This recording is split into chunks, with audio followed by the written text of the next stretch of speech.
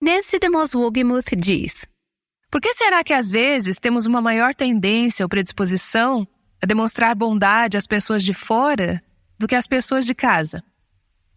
Por que será que às vezes tratamos nossas visitas com mais consideração do que as nossas próprias famílias? Se você tem um hóspede em casa, você quer servi-lo da melhor maneira, não é mesmo? Mas se o seu marido ou seu filho adolescente tem algum pedido, você diria: ah, meu filho, porque você mesmo não vai lá? Você tem 2 mãos, 2 olhos, você sabe onde fica a geladeira, eu tô cansada. Pode ser até que você não diga isso. Mas será que alguma vez já se sentiu assim com relação a alguém da sua família? Às vezes, as nossas famílias estão lá embaixo, em nossa lista de prioridades e de demonstração de bondade.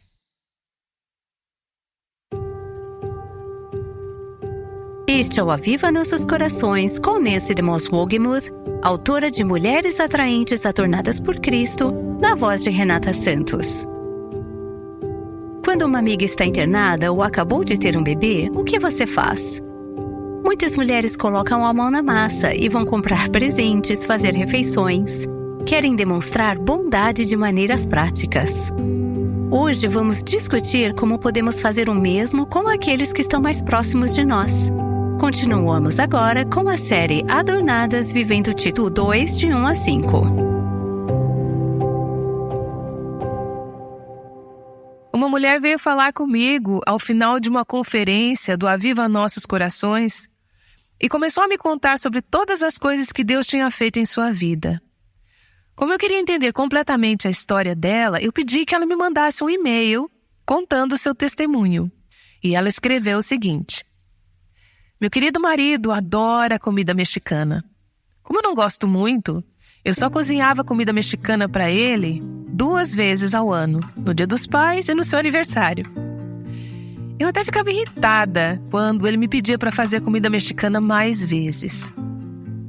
Durante a conferência, o Senhor me mostrou o meu egoísmo e a minha indisposição em servir ao meu marido, que amo tanto. Quando eu voltei para casa, falei que faria comida mexicana para ele pelo menos 1 vez por semana. Essa realmente foi uma resposta prática à conferência do Aviva Nossos Corações, não é mesmo? E ela continua: ele não sabia o que dizer, além de que eu não precisava fazer aquilo. Mas agora eu quero de verdade. E adivinhe só, eu comecei a gostar da comida. Deus é tão fiel e tão bom. Quando pedimos a Ele que nos ajude a nos tornar servas, Ele também nos dá a alegria em servir. Chegamos a uma parte na série de Tito 2 que trata da atitude do nosso coração ao servir. Passamos vários dias falando sobre mulheres serem donas de casa, estarem ocupadas em casa e sobre as oportunidades práticas e responsabilidades domésticas que precisam ser feitas. Seu marido e seus filhos precisam ser alimentados, precisam de roupas. Existem alguns aspectos do cuidar da casa que não são tão glamourosos, na verdade, muitos. Alguns que são bem tediosos. Quantas vezes você já cozinhou desde que se casou? Quantas vezes já lavou roupas? Isso pode ser maravilhoso no primeiro mês de casamento. Mas depois de milhares de vezes fazendo a mesma coisa, você pode ficar bem desanimada. Daí a necessidade de mulheres mais velhas treinarem as mais jovens. A nossa atitude em relação ao trabalho de casa deve estar diretamente relacionada à nossa atitude do coração. Vamos rever o currículo de Tito, capítulo 2. Mulheres mais velhas devem orientar as mulheres mais jovens a amarem seus maridos e seus filhos, a serem prudentes, sofrão, a pensarem com uma mente sã, e puras, a terem um coração puro, a estarem ocupadas em casa e a serem bondosas. A palavra traduzida aqui como bondosa, em algumas traduções também aparece como gentil. Vocês podem perguntar, é gentil ou bondosa? Os dois. Há nuances de significados entre as duas palavras e é difícil explicar com uma só palavra. Mas o significado da palavra é ser lucrativo, útil, benevolente, beneficiando os outros. Ao lermos sobre o fruto do Espírito em Gálatas, capítulo 5, versículo 22, você sabe, amor, alegria, paz, paciência, longanimidade, 2 do fruto do Espírito se relacionam com este conceito.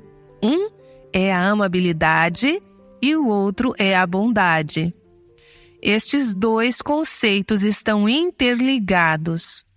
A palavra traduzida do grego como amabilidade ao fruto do Espírito é uma palavra que tem a ver com uma atitude ou disposição de coração para com os outros que é gentil, um coração gentil.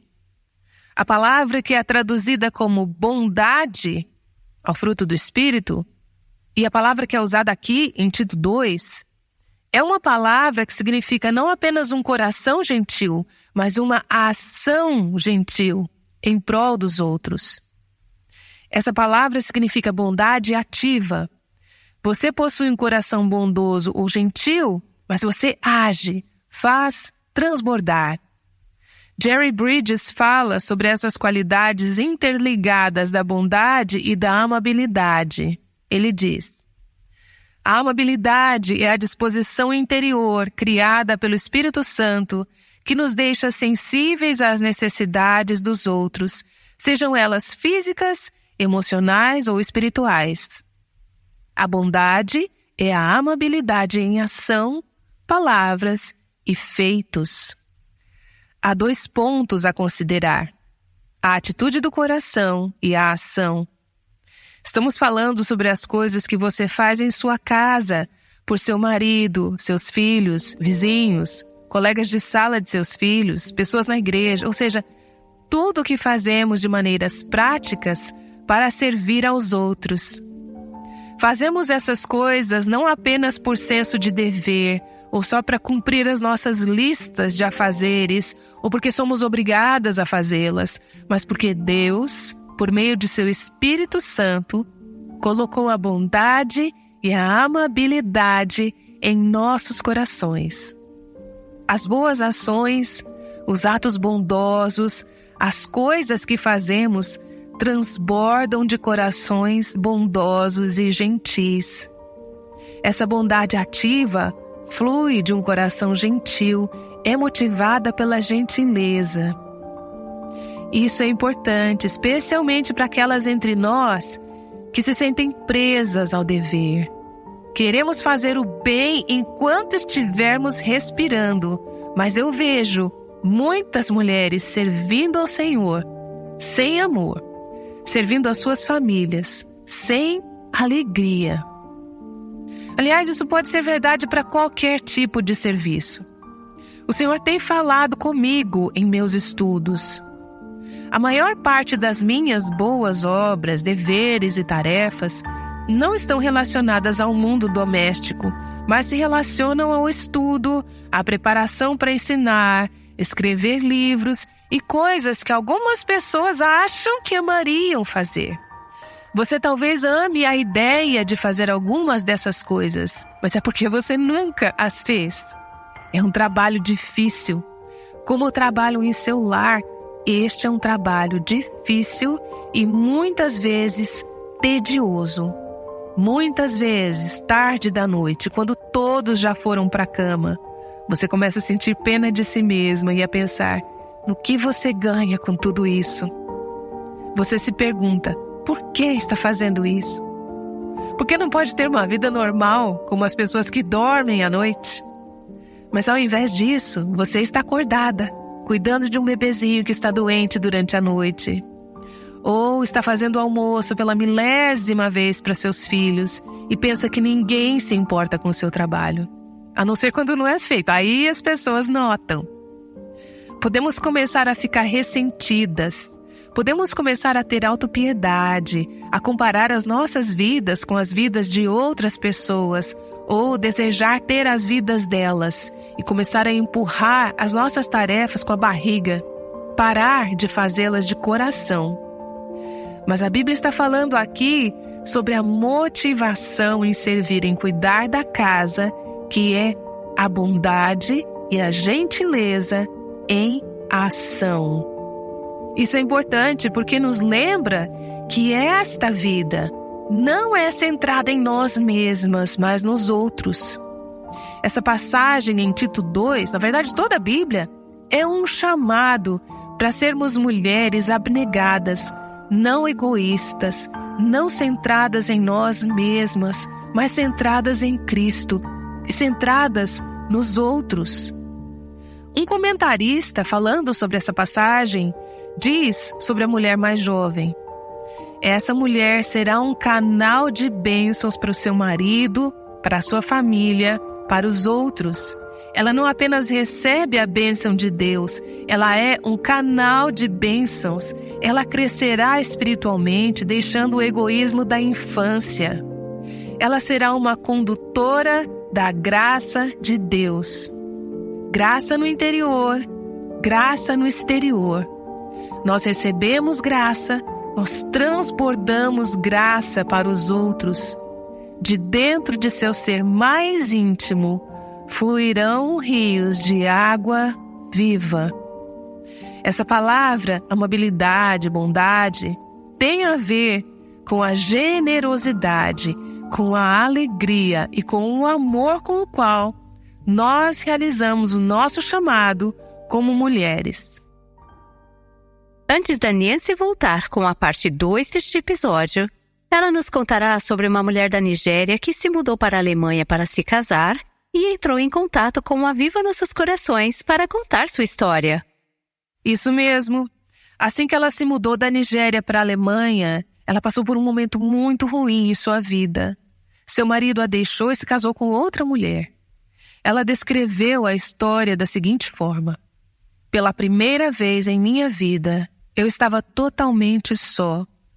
Eu estava sozinha, em um país diferente, com uma língua diferente, o qual, obviamente, era um grande problema de comunicação para mim, sem nenhum parente, amigo e sem dinheiro. Eu me senti rejeitada, sem valor e perdida. E nesse momento sombrio, ela tentou tirar a própria vida 3 vezes. Ela disse: eu passei a acreditar que Deus não existia. Se existisse, Ele não permitiria que eu passasse por tudo aquilo. Mas Deus não a abandonou. Ela descobriu o avivanossoscorações.com e começou a ler os artigos online. E disse o seguinte: eu fui totalmente fisgada. Fui muito abençoada pelas muitas histórias de vidas transformadas por este ministério, e isso poderia acontecer comigo. Finalmente me envolvi com um grupo de mulheres com quem eu poderia contar para me mentorear, para me ensinar sobre Jesus. Ela assistiu a um vídeo que incluía um clipe de Yadira, uma de nossas embaixadoras que mora na Alemanha. Essa mulher nigeriana imediatamente entrou em contato com a Yadira e elas começaram um relacionamento de mentoria no estilo de Tito 2. E ela concluiu seu testemunho dizendo o seguinte: quem sabe, talvez o Senhor tenha me trazido para a Alemanha para encontrar a verdade através do Aviva Nossos Corações, para viver um momento como este. Deus pode pegar a mensagem deste ministério e usá-la do jeito que quiser, em qualquer lugar do mundo. Eu amo ver como Ele nunca nos desampara e junta os pedaços desse quebra-cabeças que é a vida. A razão pela qual o Aviva Nossos Corações é capaz de prover recursos online e apoiar essa mulher nigeriana é graças àqueles que doam e tornam esse ministério possível. Obrigada por considerar fazer parte deste ministério da forma que Deus quer para continuarmos a chegar até mulheres necessitadas de corações famintos ao redor do mundo. Agora vamos voltar para a parte 2 do episódio de hoje sobre Tito 2. Conforme eu pensava sobre essas qualidades da bondade e da gentileza e sobre o que falamos nos últimos episódios a respeito de cuidar do lar, estar inclinada para o ambiente doméstico, servir dentro do nosso lar, há uma mulher nas Escrituras que veio à minha mente. Ela demonstra de uma forma linda o cuidado e as qualidades da gentileza e da bondade. Lemos sobre ela em Atos, capítulo 9.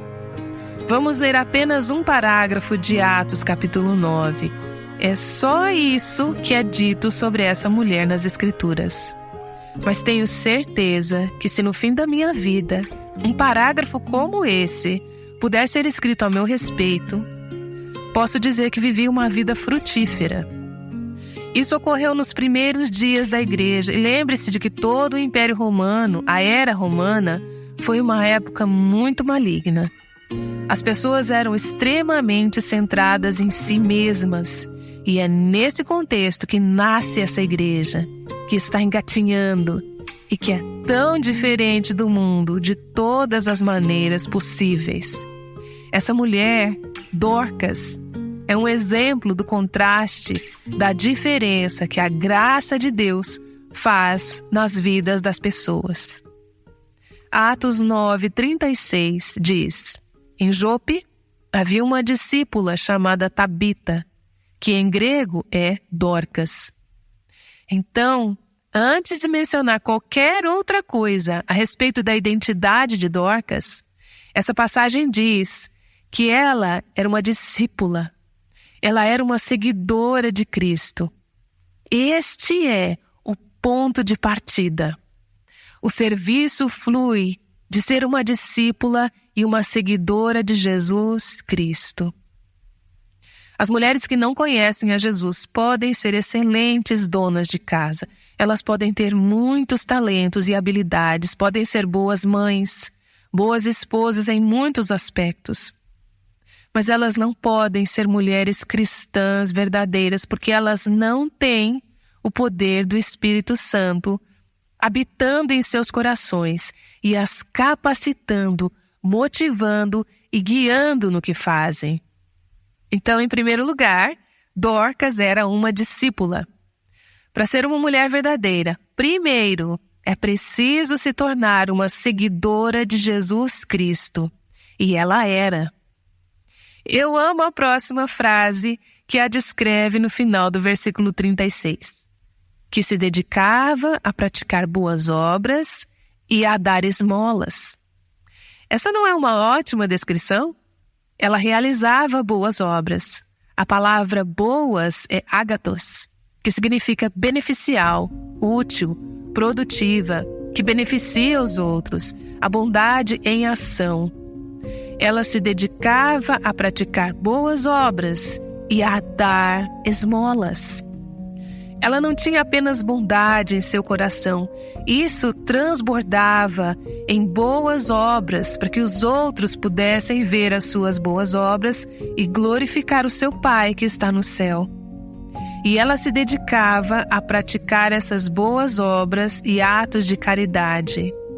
Esta não era apenas uma ocupação extra para ela. Não sabemos se ela era casada ou solteira ou quantos anos ela tinha. Não sabemos mais nada sobre a sua situação ou momento de vida, mas sabemos que essa mulher é descrita como sendo uma discípula de Cristo e que ela se dedicava a boas obras e a dar esmolas. Isso significa que ela era uma bênção para muitas pessoas. Ela não estava vivendo uma vida focada em si mesma, mas sim nos outros. Primeiro centrada em Cristo e então centrada nos outros. Nos versículos 37 a 38 lemos: naqueles dias ela ficou doente e morreu. E seu corpo foi lavado e colocado num quarto do andar superior. Lida ficava perto de Jope e quando os discípulos ouviram falar que Pedro estava em Lida, mandaram-lhe 2 homens dizer-lhes: não se demore em vir até nós. Veja, Dorcas está morta. O que é que eles pensam que Pedro vai fazer? Nós já sabemos o que Pedro fez, porque sabemos a história. Mas o que é que eles estavam pensando? Por que é que eles chamaram a Pedro? Nós realmente não sabemos. Sabemos que eles entendiam que o poder de Deus estava ativo e vivo, mas não havia acontecido muitas ressurreições. Jesus havia ressuscitado algumas pessoas de volta à vida e ele mesmo voltou à vida. Mas seria isso que eles estavam esperando? Nós não sabemos. Mas sabemos que eles queriam que um homem de Deus estivesse ali para lidar com aquela situação. Versículo 39. Pedro foi com eles e quando chegou, foi levado para o quarto do andar superior. Todas as viúvas o rodearam, chorando, e mostrando-lhe os vestidos e outras roupas que Dorcas tinha feito quando ainda estava com elas. Então aqui está uma mulher que tinha um ministério especial com viúvas. Quem sabe se ela era uma viúva, não sabemos. Ela poderia ser uma mulher mais jovem, ou quem sabe uma mulher mais velha, que estava com o ninho vazio. Nós não sabemos. Tudo o que nós sabemos é que o amor dela por Cristo fluía em seu ministério para com os outros, particularmente para com as viúvas. Era um ministério prático, ela colocava a mão na massa, fazia vestidos e outras roupas. Ela tinha habilidade com costura, era uma costureira e usava essa habilidade para beneficiar e abençoar o corpo de Cristo. Conforme eu refletia sobre esse acontecimento nos últimos dias, acabei me questionando. Como eu serei lembrada? Quando meu corpo estiver lá deitado, esperando para ser enterrado, qual será a frase que descreverá a minha vida? Ela escreveu um monte de livros. Ela tinha aqueles podcasts. Ela trabalhava duro. Na verdade, eu não quero ser lembrada por essas coisas. O que eu quero que os outros se lembrem é que eu me importava, que eu era gentil, que amei, que toquei suas vidas de maneiras práticas que fizeram a diferença. Como você será lembrada? Imagine que a sua vida pudesse ser resumida em apenas uma ou duas sentenças como nós temos aqui. Como você será lembrada? Ela era gentil, ela era boa, ela era uma serva do Senhor. Ela se doava. Quem derramará lágrimas em seu caixão ao se lembrar de como você os serviu e os abençoou? Como você tem mostrado aos outros a bondade de Cristo de maneiras práticas? Esse chamado para sermos bondosas, as mulheres mais velhas devem orientar as mulheres mais jovens a serem bondosas, terem um coração gentil e a serem bondosas em suas ações. Não é apenas um chamado para responder com bondade conforme as oportunidades surgem. Muitas de nós conseguem fazer isso. Se alguém nos pergunta, você pode servir, pode fazer isso? Sim, claro que sim. Creio que é muito mais do que isso.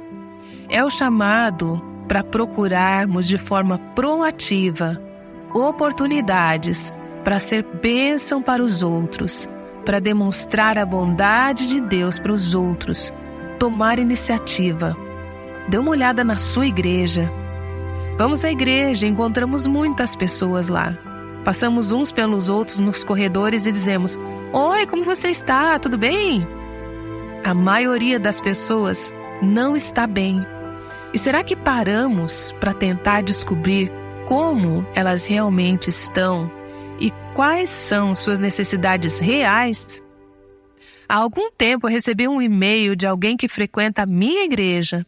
Eu não a conheço muito bem, eu sei quem ela é e sei o nome dela. Mas no e-mail, ela abriu seu coração sobre as suas dores, cargas e as preocupações que têm a ver com o seu momento de vida. Eu poderia ter passado por ela na igreja umas 100, 200 vezes e não saberia nada disso se ela não tivesse separado um tempo para me escrever. Talvez eu precise me aproximar de algumas pessoas e perguntar, como você está? Como você realmente está? Como eu posso te servir? Você tem alguma necessidade nesse momento em sua vida que eu possa suprir? Deus nos abençoa para que possamos abençoar a outros. Ou seja, este é um chamado para tomar a iniciativa de forma proativa e demonstrar bondade. 1 Timóteo capítulo 5 descreve uma mulher mais velha que, assim que se tornou viúva, se qualificou para ser cuidada pela igreja. Em algum momento nós faremos uma série sobre esse texto, mas vamos ler a descrição dessa mulher em 1 Timóteo 5, versículo 10. Ela é bem conhecida por suas boas obras, criou filhos, demonstrou hospitalidade, lavou os pés dos santos, que não é um trabalho muito glamouroso, socorreu os atribulados e se dedicou a todo tipo de boa obra. Este é o exemplo de uma mulher verdadeira. Estas não são coisas glamourosas, são tarefas que não focam em você mesma e que exigem sacrifício.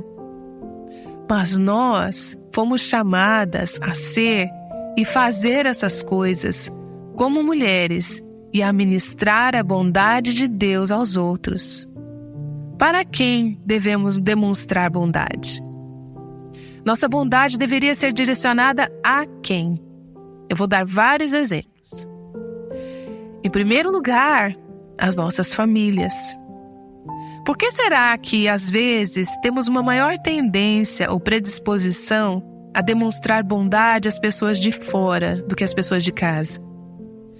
Por que será que, às vezes, tratamos nossas visitas com mais consideração do que nossas próprias famílias? Se você tem um hóspede em casa, você quer servi-lo da melhor maneira, não é mesmo? Mas se o seu marido ou seu filho adolescente tem algum pedido, você diria: ah, meu filho, por que você mesmo não vai lá? Você tem 2 mãos, 2 olhos, você sabe onde fica a geladeira, eu tô cansada. Pode até ser que você não diga isso, mas será que alguma vez já se sentiu assim com relação a alguém da sua família? Às vezes, as nossas famílias estão lá embaixo, em nossa lista de prioridades de demonstração de bondade. Às vezes é porque fomos magoadas, mas às vezes é apenas porque somos preguiçosas mesmo. Não damos a eles o devido valor e não estamos pensando na gentileza em nossos próprios lares. Em Provérbios 31, vemos uma mulher que está demonstrando bondade primeiro para sua família. Ela faz bem ao seu marido e não mal, todos os dias de sua vida. Essa bondade se estende do marido para os filhos, para os pais, para os irmãos. Esse é o cuidado com aqueles que estão em nossos próprios lares. E além das nossas famílias, temos a casa de Deus, a família de Deus. Veja Gálatas 6, 10. Portanto, enquanto temos oportunidade, façamos o bem, ágatos, a todos, especialmente aos da família da fé. Eu me deparei com um parágrafo interessante em Deuteronômio 22, 1, que é um exemplo do Antigo Testamento deste mesmo conceito. Ele diz: se o boi ou a ovelha de um israelita se extraviar e você ouvir, não ignore o fato. Em outras palavras, você tem que cuidar do seu irmão. O problema dele é do seu interesse. Mas faça questão de levar o animal de volta ao dono. Esse boi ou essa ovelha que está se desviando, você é responsável por ser bondosa, por tomar a iniciativa e ministrar as necessidades do seu irmão. Se este não morar perto de você ou se você não o conhecer, leve o animal para casa. Não se esquive dizendo: outra pessoa vai dar um jeito nisso. Envolva-se. O versículo diz: e fique com ele. Se você fizer isso, vai ficar com um boi a mais em casa, um boi extra. Até que o seu compatriota venha procurá-lo e você possa devolvê-lo. Faça o mesmo com o jumento, com a capa e com qualquer outra necessidade que encontrar. Não ignore o fato. Isso é que é bondade. Não ignorar as necessidades de seus irmãos. Se você vir o jumento ou o boi de um israelita caído no caminho, não o ignore. Ajude-o a pôr o animal em pé. Isso é gentileza, é bondade, bondade em ação. E, a seguir, devemos demonstrar bondade ao pobre e ao necessitado, aqueles que não podem fazer nada por si próprios. Mas não é minha responsabilidade solucionar esse problema, resolver o problema da fome de todos os órfãos ou de todos os necessitados do mundo. Deus não me chamou para fazer isso, mas Ele me chamou para que eu seja sensível às necessidades daqueles que Ele colocou dentro da minha esfera de influência e para que eu abra os meus olhos e veja quem eles são e esteja disponível para ministrar as suas necessidades práticas. É isso que é falado em Provérbios 31:20. Acolhe os necessitados e estende as mãos aos pobres. E não somente aos pobres e necessitados, mas, e isso é difícil, devemos demonstrar bondade aos nossos inimigos. Aos nossos inimigos. Vocês conseguem entender? A bondade não se baseia em como os outros nos tratam ou se eles merecem ou não. É fácil ser bondosa com as pessoas que foram gentis conosco e querer tratá-las da mesma forma. Mas devemos demonstrar bondade para com as pessoas que definitivamente não merecem. Na verdade, em Tito capítulo 3, versículo 3, existe uma descrição de como éramos antes de sermos salvos, e uma delas é que nós éramos detestáveis. Odiávamos a Deus e odiávamos os outros. Éramos tolas, desobedientes e detestáveis. Vejam os versículos 4 e 5 do capítulo 3. Mas, quando da parte de Deus, nosso Salvador, se manifestaram a bondade e o amor pelos homens, não por causa de atos de justiça por nós praticados, mas devido à sua misericórdia, Ele nos salvou pelo lavar regenerador e renovador do Espírito Santo. Quando Ele nos salvou? Quando éramos detestáveis. Foi nesse momento que a sua bondade e gentileza entraram nas nossas vidas. Quando nós, como filhas de Deus, somos gentis com aqueles que não merecem, nós demonstramos às pessoas como Deus é. Refletimos a maravilhosa e imerecida bondade de Jesus Cristo. Ele tem sido bondoso conosco, então nós transbordamos essa bondade para os outros. E há essa passagem de Lucas, capítulo 6, que é semelhante. Jesus diz o seguinte: mas eu digo a vocês que estão me ouvindo, amem os seus inimigos, façam o bem aos que os odeiam, abençoem os que os amaldiçoem, orem por aqueles que os maltratam. E o texto segue nos mostrando maneiras práticas de demonstrarmos bondade. Não devemos fazer isso apenas por aqueles que nos amam. Diz assim: que mérito vocês terão se amarem aos que os amam? Até os pecadores amam os que os amam.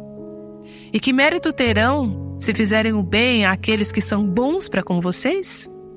Até os pecadores agem assim. Amem, porém, os seus inimigos, façam-lhes o bem e emprestem a eles, sem esperar receber nada de volta. Então a recompensa que terão será grande e vocês serão filhos do Altíssimo. Presta atenção nisso. Porque Ele é bondoso para com os ingratos e maus. Para algumas de vocês, as pessoas ingratas e más estão dentro das 4 paredes do seu próprio lar. Para outras, elas estão dentro das 4 paredes da sua igreja. Você foi magoada e sua primeira reação não é ser bondosa. Muito pelo contrário, em alguns casos a bondade passa bem longe. Na melhor das hipóteses, você quer apenas ignorar toda e qualquer necessidade que eles venham a ter. Mas Deus é bondoso para com os ingratos, com aqueles que nem reconhecem que Ele foi bondoso, que nunca nem mesmo se lembram de agradecer. E bondoso para com aqueles que são maus. Se não fosse assim, Ele não teria nos salvado. mas Ele foi bondoso conosco quando éramos ingratas e más. Então o versículo 36 continua: sejam misericordiosos, assim como o Pai de vocês é misericordioso. Ter um coração bondoso e praticar ações bondosas é se parecer com Deus. Há pouco tempo recebi um e-mail de uma de nossas parceiras no ministério e ela disse assim: já estou casada há 66 anos e meu marido está com demência há 5. Ele está com 85 anos e serviu no ministério por mais de 60 anos. Eu tenho 84 e nem preciso falar que estou cansada e estressada por cuidar dele. Entretanto, Deus me fez ver as minhas atitudes carnais e que eu não estava servindo ao meu marido de uma maneira carinhosa e amável. Ela estava servindo o seu marido, mas não com bondade. Ela continuou: eu me senti tão envergonhada. Eu clamei a Deus por seu perdão. Fiquei maravilhada no dia seguinte, ao ver como foi muito mais fácil fazer as mesmas tarefas servis. E isso continua assim. A bondade do coração te ajudará a carregar o peso. As tarefas não se tornarão necessariamente mais fáceis ou mais glamorosas, mas as transformarão em um ato de louvor, um ato de amor verdadeiro. Servir com bondade no coração. Pai, eu oro para que sejamos mulheres bondosas, que tenhamos corações bondosos, que nossas ações sejam bondosas, que o mundo não perca a chance de observar e ver como as mulheres cristãs são gentis, sensíveis, servidoras e doadoras. Senhor, quando chegar a nossa hora de partir, oramos para que as pessoas sintam falta de nós, porque demonstramos a Tua bondade a elas, assim como o Senhor demonstrou grande bondade a nós. Eu peço em nome de Jesus. Amém. Que mensagem importante a Nancy nos deu. Algum dia você será lembrada por sua bondade? O que você pode fazer hoje para ajudar a construir esse legado? Imagine como seria ter um hóspede muito importante em sua casa por um período curto de tempo. Ele teria toda a sua atenção, certo? No próximo episódio, seremos lembradas de que nosso tempo com nossos filhos em nossas casas é curto. E aprenderemos como tratá-los da mesma forma que trataríamos um hóspede muito importante. O Aviva Nossos Corações, com Nancy DeMoss Wogemuth, chama mulheres à liberdade, à plenitude e à abundância em Cristo.